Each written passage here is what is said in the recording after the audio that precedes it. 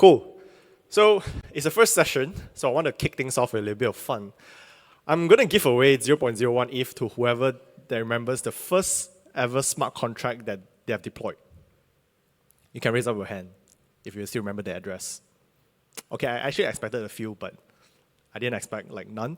But it's okay. Like I didn't remember the first ever smart contract that I deployed, and that's normal. When we enter the space, we probably think that smart contracts are cool. We play around with a template or two to deploy some like fake token or like NFT contracts and just send some test transactions. Yeah, and that's totally fine, but you just forget about it.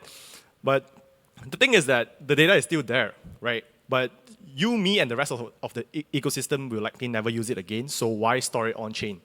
So today, what I'm going to talk about is really, I'm going to go through the problems that we have with state growth, the proposed solutions that we have with state expiry, and where we are headed next. So here's everything you need to know about state expiry. Let's get started. First, let's do a quick revisit on state.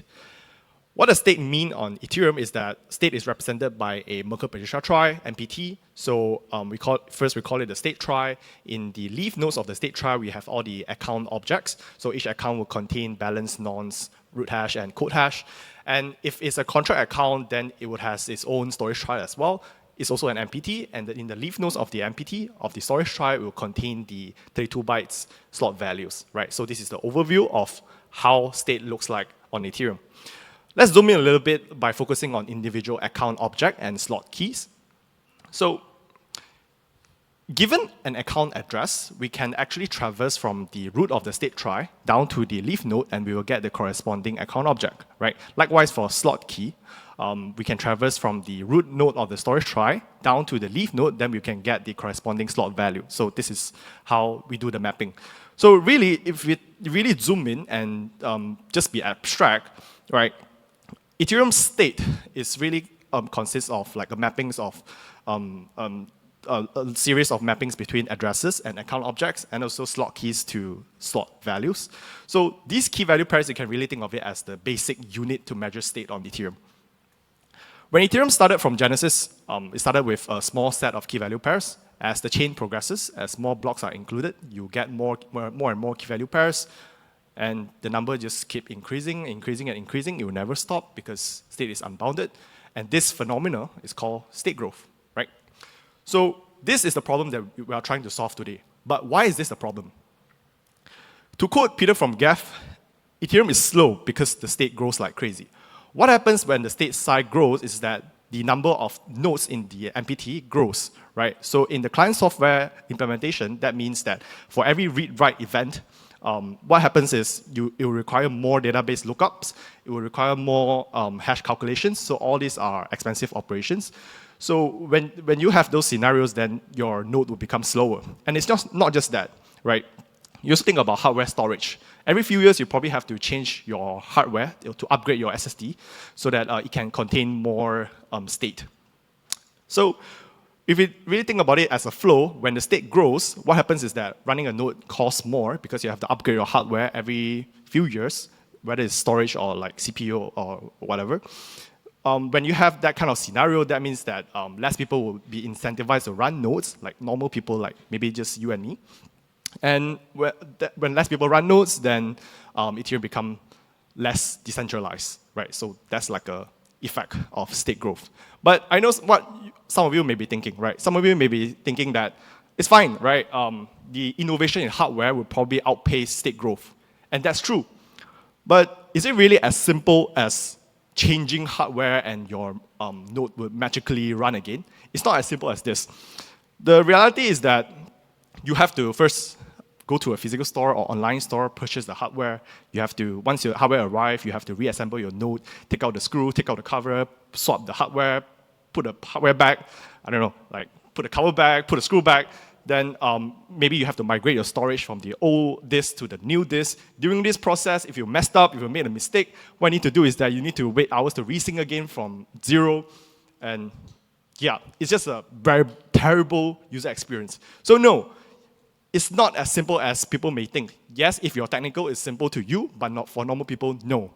Running nodes should be easy, or at least we shouldn't make it harder than what it is right now. So looking back at the state, If you look at all the key value pairs, ask yourself this question. How many key value pairs were actually accessed recently, let's say in the past 1 year?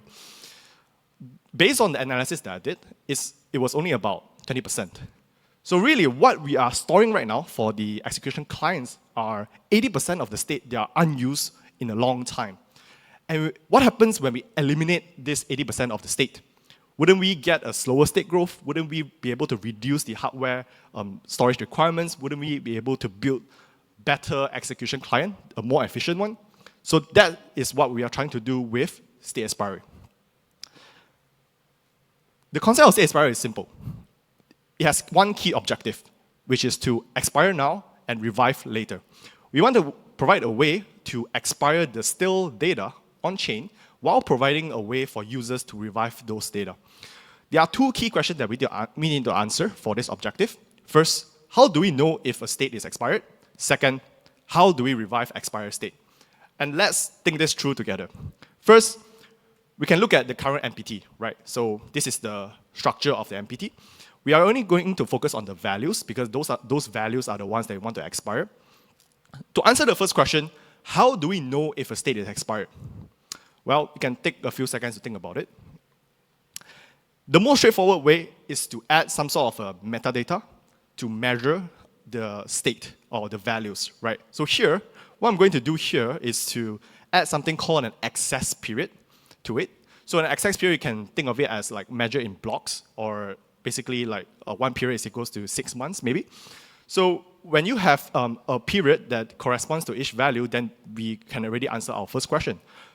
In regards to the expiry rule, we can simply set, like, for example, a value is considered as expired if it hasn't been accessed for maybe more than a year, right? You can change this rule. So we answer our first question. What happens when a node or a value is expired, right? So for leaf node, we can simply replace the leaf node, expired leaf node, with the hash of the leaf node. Or for branch node, if all of the children are expired, then we can simply replace the branch node with the hash as well. So that's a relatively straightforward expiry rule. So for the second one, which is to revive, how can users revive the state is by perhaps submitting a transaction. Here we will introduce a new transaction type to revive certain state that user wants. So in the revive transaction, what user needs to do is to provide the key value and the period. If it's an expired leaf node, or if it's an expired branch, then they will have to provide a Verkle proof of some sorts. So yeah, we seem to be able to answer these two questions, but is this really the best solution that we have? If you really look at the before and after, it's not really that effective, because if you only look at the leaf node, you are simply replacing the value with the hash. And not just that, for all the values that we have in the try, we are adding an additional metadata. So in the worst case, we can actually have the opposite effect. Instead of reducing state size, we might have a scenario, in the worst case, where we are increasing the state size in size because of all this metadata. So this is not the best solution that we can have. Let's look at another solution. Instead of putting the metadata, the period, to each of the values here, we actually just put it on the branch node. So the expiry rule is similar, right? But here, for each child index, we are going to have the access period, and the concept of period is still the same. The concept of expiry rule is kind of the same as well. It expires when a child, it was considered last accessed, for example, a year ago. So, what happens when a child is expired, right? Same thing. We replace the entire subtree with the hash. So just by looking at before and after, you can already see from the diagram, right? You are replacing a bunch of nodes with the hash itself. So we are saving up quite a lot of space. In regards to the revive part, it's relatively straightforward. You simply provide the path and the Verkle proof to the expired subtree. So yeah, it seems like a viable solution. GG easy. Seems like we got the best solution.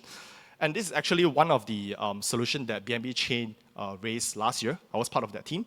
We had a slight variance of this solution, but the core concept remains the same. But if this solution was truly viable, why hasn't they implemented it yet? Of course, there are hidden issues. One big issue is with proof size. MPT proof size is too large. So when we have large proof size, that means we will inevitably increase block size as well. Increasing block size will have effect on network throughput and network latency. So in the worst case where if a block is too large, then the validator couldn't process it in time, then we would make the network to become unstable and might potentially even halt it. So in regards to state expiry solution or MPT, from all of the solutions that I have right now, it's probably not viable because of the proof size. So we have to look for the next one. And thankfully, we have one, which is Verkle. So I'm not going to go through everything about Verkle. If you have no knowledge about it, you can check out verkle.info webpage to know more about it, or you can check out Guillaume's talk later in the evening.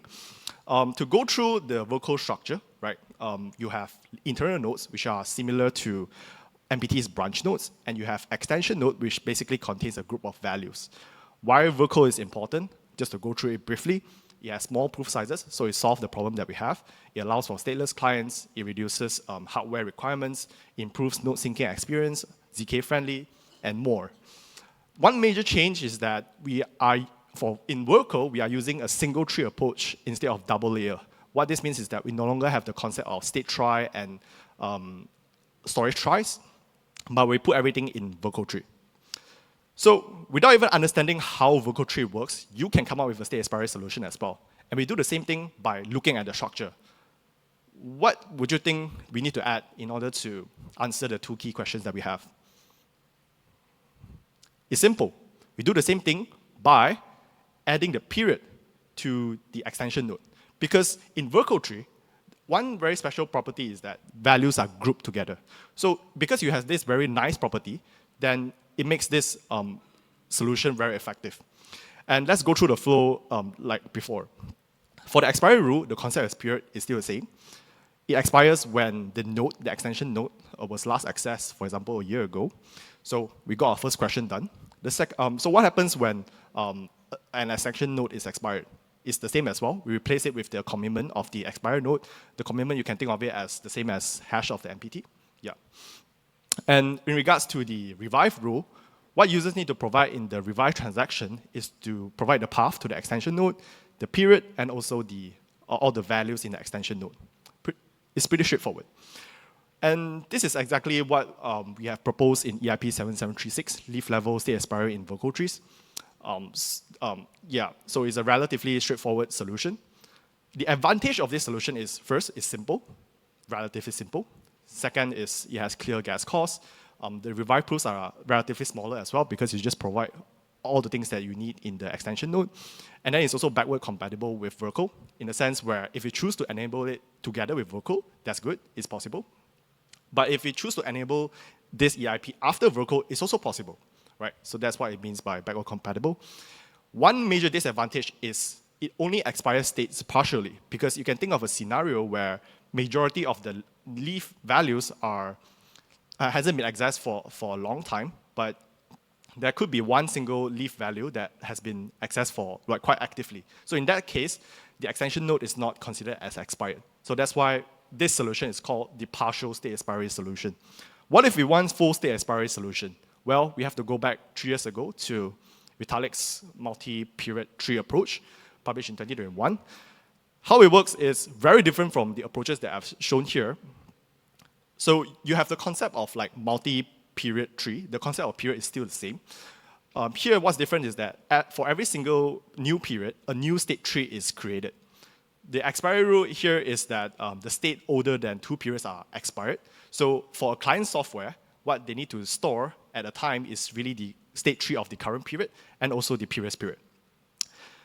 Okay, for the revive part, it's more complicated than this if you look at the original article.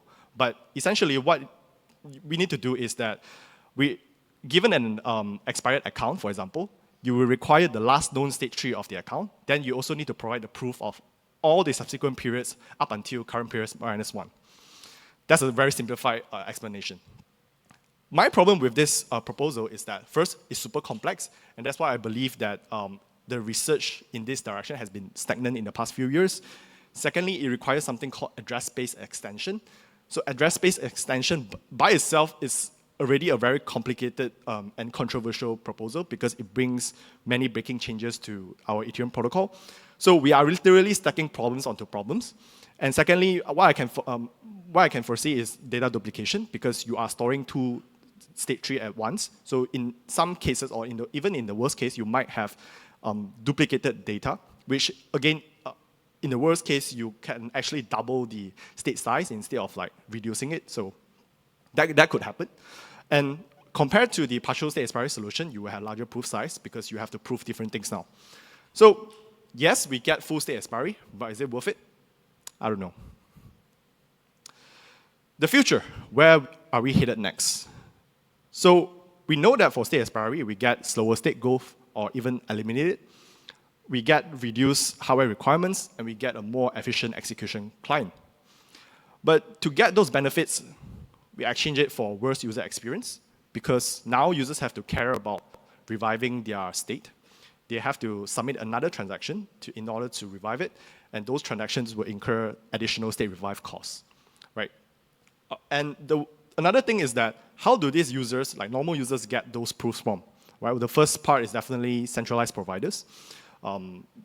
Yeah, but we don't want to rely on centralized solutions. We have to come up with a decentralized solution, and that's why, in order to really enable state expiry while still providing a good enough user experience, we need a decentralized proving service, such as the portal network.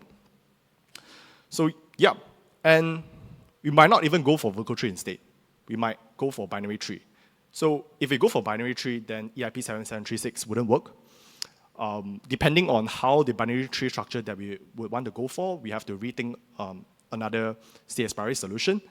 If it's similar to the Verkle tree one, it will probably work. If it's totally different, then we have to rethink it. But if you follow through the thinking process that I've shown here, we can probably come up with a few variants. So yeah. By the way, Ethereum state just grew by 1.9 megabytes throughout this talk. So let's find a viable solution to state growth, and let's build an Ethereum that scales in time. Thank you.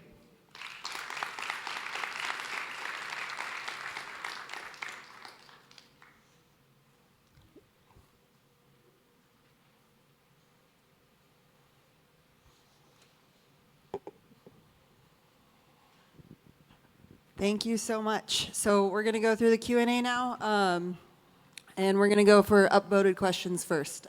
So why do you need state expiry if you can have stateless clients in the future and have a smaller subset of nodes store the full tree? Yeah, so in a stateless world, what will happen is that even with EPBS, validators will be stateless, then only block builders will have the full state.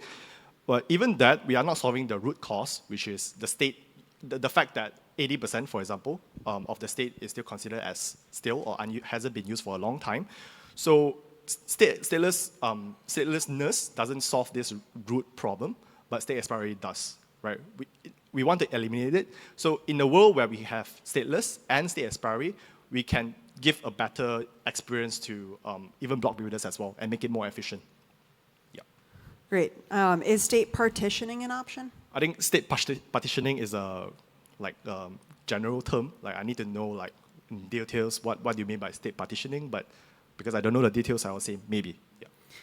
And would it be possible to charge a yearly fee to the account if it has no ETH, delete the whole state? This would be a financial incentive for efficient state use. So this is something like a renting model.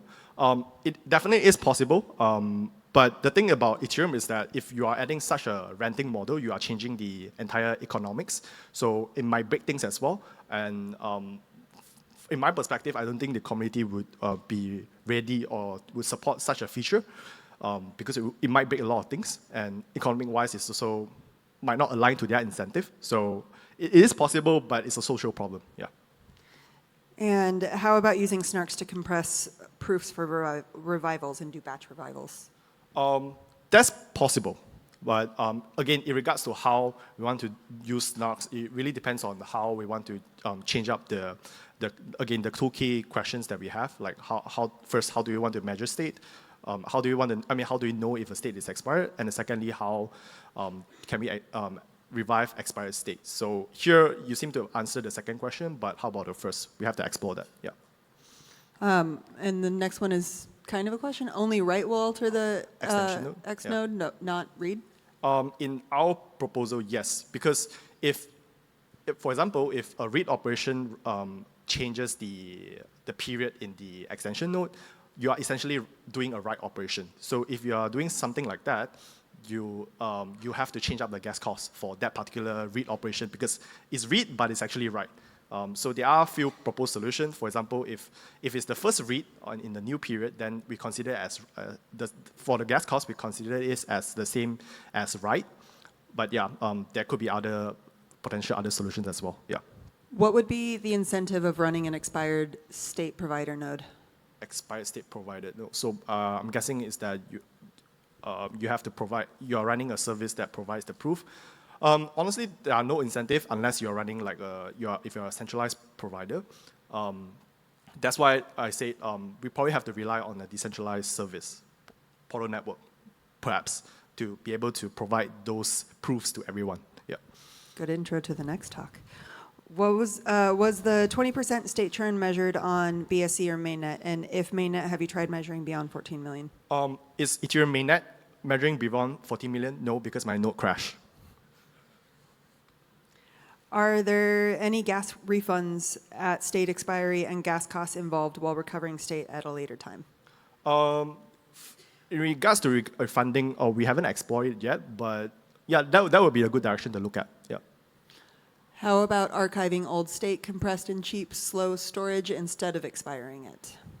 If you're talking about like a client implementation level, it's definitely possible. But if you're talking about protocol level, I foresee there are plenty of attacks that can occur.